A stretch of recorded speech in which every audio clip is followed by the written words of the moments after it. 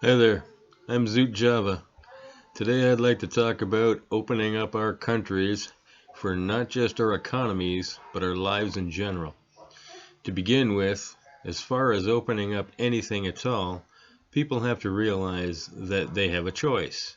If you are angry that a business opens up because, in your opinion, with them not being an essential service, they are spreading or potentially spreading this virus, you need only utilize your choice and don't go there.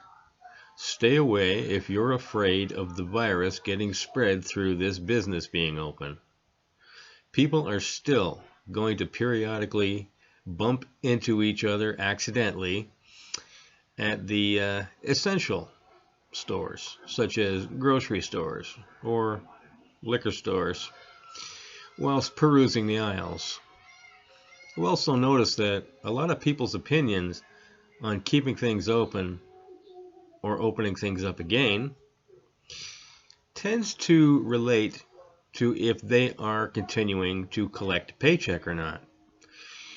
Whether they are working from home or simply lucky enough to continue being paid by their employer, in this case it is most likely the government, or if they are someone who worked for a so-called non-essential business which had to shut down.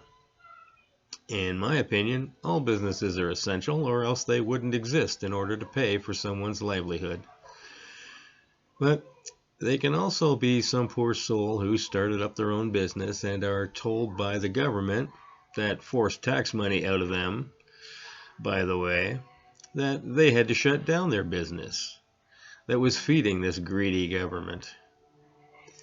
A government which, if you look at the Prime Minister, you'll see that he has no problem whatsoever giving away our tax money, such as the $50 million to bail out other countries and $840 million on a group in the EU who are supposedly working on halting the coronavirus, with the bulk of it going to that Keystone Cops style organization that says whatever the Chinese Communist Party, known as the World Health Organization.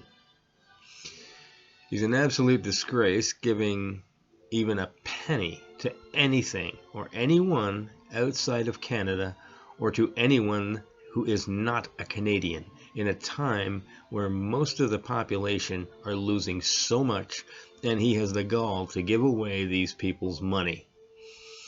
Another little item that is buzzing around in Canada and some of the states in the United States, there are mayors of small towns where people have cottages or second homes who have been pleading with people not to go there in case they wind up sick and overload their small healthcare facilities. I think, for the most part, that if these people wound up sick, they would most likely drive back to the city to the large hospitals. For one reason, they'll be back home, and if the family need to be contacted, they'll only have to drive to their local hospital and not back up to the cottages. I haven't heard the officials say, don't come up to your own property and we won't bother to tax you. They need the cottagers' tax money, and if it gets cut off, they're in a lot of trouble.